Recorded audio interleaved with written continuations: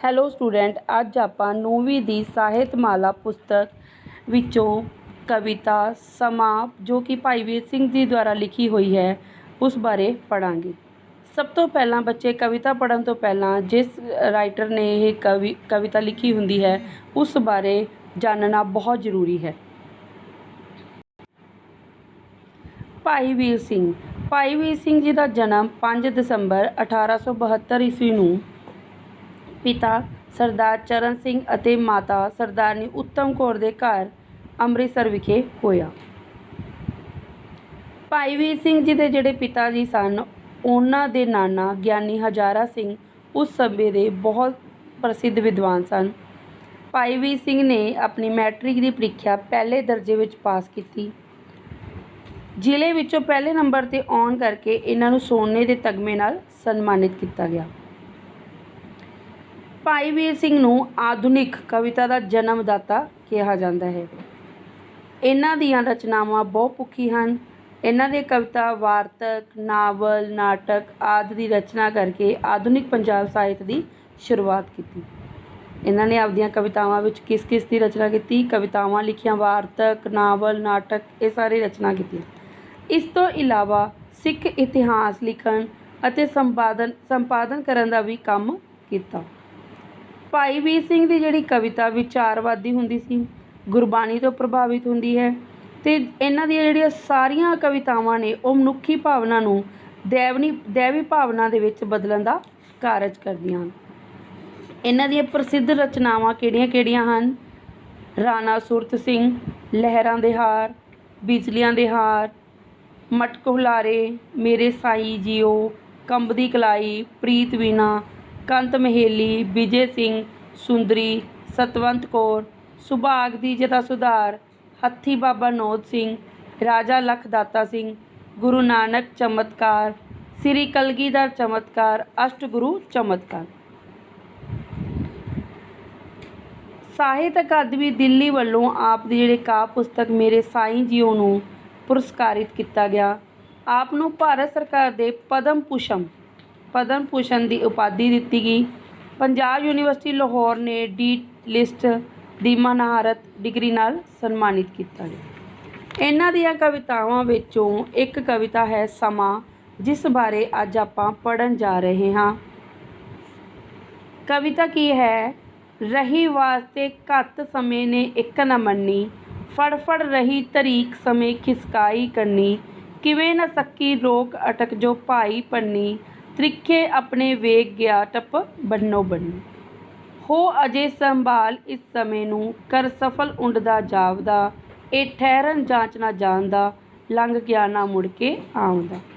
ਸਭ ਤੋਂ ਪਹਿਲਾਂ ਬੱਚੇ ਜਦੋਂ ਵੀ ਤੁਹਾਨੂੰ ਕਵਿਤਾਵਾਂ ਦੀਆਂ ਲਾਈਨਾਂ ਦਿੱਤੀਆਂ ਜਾਂਦੀਆਂ ਹੈ, ਜੇ ਤੁਹਾਨੂੰ ਪੁੱਛਿਆ ਜਾਂਦਾ ਕਿ ਇਸ ਦੀ ਪ੍ਰਸੰਗ ਸਹਿਤ ਵਿਆਖਿਆ ਕਰੋ, ਸਭ ਤੋਂ ਪਹਿਲਾਂ ਤੁਹਾਨੂੰ ਪ੍ਰਸੰਗ ਬਾਰੇ ਪਤਾ ਹੋਣਾ ਚਾਹੀਦਾ ਕਿ ਪ੍ਰਸੰਗ ਹੁੰਦਾ ਕੀ ਹੈ।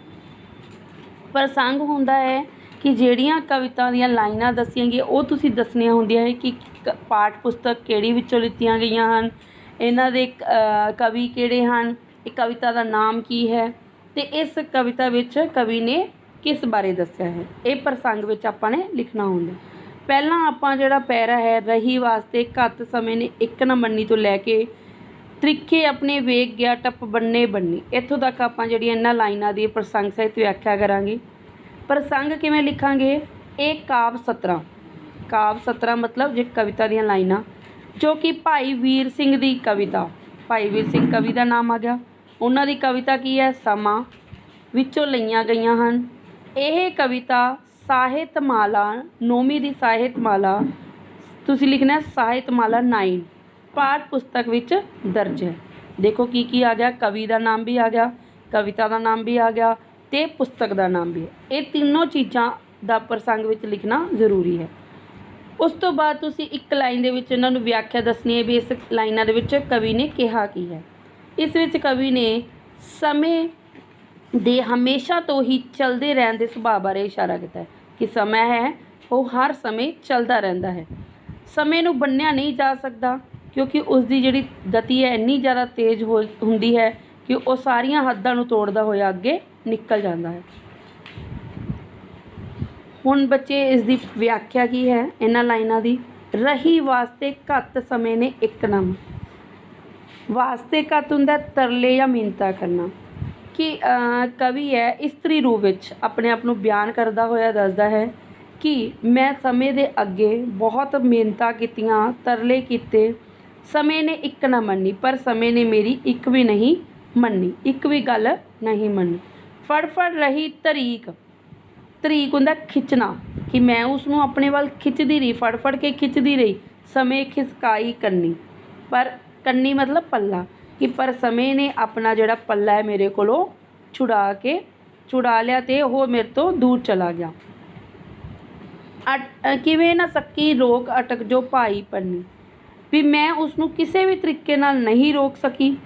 ਅਟਕ ਜੋ ਭਾਈ ਪੰਨੀ, ਅਟਕ ਮਤਲਬ ਹੁੰਦਾ ਰੁਕਾਵਟ, ਕਿ ਮੈਂ ਉਸਦੇ ਰਸਤੇ ਵਿੱਚ ਇੰਨੀਆਂ ਰੁਕਾਵਟਾਂ ਵੀ ਪਾਈਆਂ ਪਰ ਮੈਂ ਉਸਨੂੰ ਰੋਕ ਨਹੀਂ ਸਕੀ। ਤਰੀਖੇ ਆਪਣੇ ਵੇਖ ਗਿਆ ਟੱਪ ਬੰਨੇ ਬੰਨੀ, ਤਰੀਖੇ ਮਤਲਬ ਹੁੰਦਾ ਤੇਜ਼, ਬੰਨੇ ਬੰਨੀ ਮਤਲਬ ਹੁੰਦਾ ਸਾਰੀਆਂ ਹੱਦਾਂ, ਕਿ ਉਸ ਦੀ ਜਿਹੜੀ ਚਾਲ ਹੈ ਇੰਨੀ ਜ਼ਿਆਦਾ ਤੇਜ਼ ਸੀ। ਵੇਗ ਹੁੰਦਾ ਚਾਲ, ਕਿ ਉਸਦੀ ਜਿਹੜੀ ਚਾਲ ਹੈ ਇੰਨੀ ਜ਼ਿਆਦਾ ਤੇਜ਼ ਸੀ ਕਿ ਉਸਨੇ ਸਾਰੀਆਂ ਹੱਦਾਂ ਨੂੰ ਪਾਰ ਕਰਦਾ ਹੋਇਆ ਉਹ ਅੱਗੇ ਵੱਧ ਗਿਆ। ਇਹ ਸੀ ਬੱਚੇ ਇਹਨਾਂ ਲਾਈਨਾਂ ਦੀ ਵਿਆਖਿਆ। ਅਗਲੀਆਂ ਲਾਈਨਾਂ ਦੇ ਜਿਹੜੇ ਪ੍ਰਸੰਗ ਹੈ ਉਹ ਸੇਮ ਪਹਿਲੀਆਂ ਵਾਲੀ ਲਾਈਨਾਂ ਦੀ ਪ੍ਰਸੰਗ ਲਿਖਣੀ ਹੈ। ਵਿਆਖਿਆ ਕੀ ਹੈ ਉਹ ਦੇਖੋ। ਲਾਈਨਾਂ ਹੈ, ਉਹ ਹਜੇ ਸੰਭਾਲ ਇਸ ਸਮੇਂ ਨੂੰ ਕਰ ਸਫਲ ਉੱਡਦਾ ਜਾਵਦਾ, ਇਹ ਠਹਿਰਨ ਜਾਂਚ ਨਾ ਜਾਣਦਾ, ਲੰਘ ਗਿਆ ਨਾ ਮੁੜ ਕੇ ਆਉਂਦਾ। ਇਹਨਾਂ ਲਾਈਨਾਂ ਵਿੱਚ ਕਵੀ ਕਹਿੰਦਾ ਹੈ ਕਿ ਮਨੁੱਖ ਨੂੰ ਹਮੇਸ਼ਾ ਸਮੇਂ ਦੀ ਕਦਰ ਕਰਨੀ ਚਾਹੀਦੀ ਹੈ, ਸਮੇਂ ਦਾ ਸਹੀ ਇਸਤੇਮਾਲ ਕਰਨਾ ਚਾਹੀਦਾ ਹੈ। ਹੋ ਅਜੇ ਸੰਭਾਲ, ਕਿ ਹਜੇ ਵੀ ਸਮਾਂ ਹੈ ਕਿ ਤੂੰ ਆਪਣੇ ਆਪ ਨੂੰ ਸੰਭਾਲ ਲੈ, ਸਮੇਂ ਦੀ ਕਦਰ ਕਰ ਲੈ। ਕਰ ਸਫਲ ਉੱਡਦਾ ਜਾਵਦਾ, ਕਿ ਇਹ ਹਮੇਸ਼ਾ ਉੱਡਦਾ ਹੀ ਜਾਂਦਾ ਹੈ। ਸਮਾਂ ਬਹੁਤ ਹੀ ਤੇਜ਼ ਗਤੀ ਨਾਲ ਅੱਗੇ ਵੱਧਦਾ ਜਾ ਰਿਹਾ ਹੈ। ਇਹ ਠਹਿਰਨ ਨਾ ਜਾਂਚ ਨਾ ਜਾਣਦਾ, ਇਹ ਠਹਿਰਨ ਦਾ ਇਹਨੂੰ ਤਰੀਕਾ ਹੈ ਉਹ ਆਉਂਦਾ ਹੀ ਨਹੀਂ, ਉਸਨੂੰ ਪਤਾ ਹੀ ਨਹੀਂ ਹੈ ਕਿ ਮੈਂ ਕਿਸ ਤਰ੍ਹਾਂ ਰੁਕਣਾ ਹੈ। ਲੰਘ ਗਿਆ ਨਾ ਮੁੜ ਕੇ ਆਉਂਦਾ, ਕਿ ਸਮਾਂ ਜੇ ਇੱਕ ਵਾਰੀ ਚਲਾ ਜਾਂਦਾ ਹੈ ਤਾਂ ਉਹ ਵਾਪਸ ਮੁੜ ਕੇ ਨਹੀਂ ਆਉਂਦਾ। ਕਿਸ ਤਰ੍ਹਾਂ ਕਿ ਜਿਵੇਂ ਤੁਹਾਡਾ ਬਚਪਨ ਹੈ, ਜਵਾਨੀ ਹੈ, ਜਦੋਂ ਇੱਕ ਵਾਰੀ ਚਲਾ ਜਾਂਦਾ ਹੈ ਕਿ ਉਹ ਬਚਪਨ ਜਾਂ ਜਵਾਨੀ ਵਾਪਸ ਆਉਂਦੀ ਹੈ, ਨਹੀਂ। ਇਸੇ ਤਰ੍ਹਾਂ ਇਹੀ ਦੱਸਿਆ ਗਿਆ ਹੈ ਕਿ ਸਮਾਂ ਹੈ ਜਿਹੜਾ ਜਦੋਂ ਇੱਕ ਵਾਰੀ ਚਲਾ ਜਾਂਦਾ ਹੈ ਉਹ ਵਾਪਸ ਮੁੜ ਕੇ ਨਹੀਂ ਆਉਂਦਾ। ਇਸ ਕਰਕੇ ਸਾਨੂੰ ਹਮੇਸ਼ਾ ਸਮੇਂ ਦੀ ਸਹੀ ਵਰਤੋਂ ਕਰਨੀ ਚਾਹੀਦੀ ਹੈ। ਇਹ ਸੀ ਬੱਚੇ ਕਵਿਤਾ ਦੀ ਵਿਆਖਿਆ। ਹੁਣ ਆਪਾਂ ਇਹਦੇ ਨਾਲ ਸੰਬੰਧਿਤ ਪ੍ਰਸ਼ਨ ਉੱਤਰ ਕਰਾਂਗੇ। ਹਾਂਜੀ, ਫਸਟ ਪ੍ਰਸ਼ਨ ਹੈ, ਸਮਾਂ ਕਵਿਤਾ ਤੋਂ ਸਾਨੂੰ ਕੀ ਸਿੱਖਿਆ ਮਿਲਦੀ ਹੈ?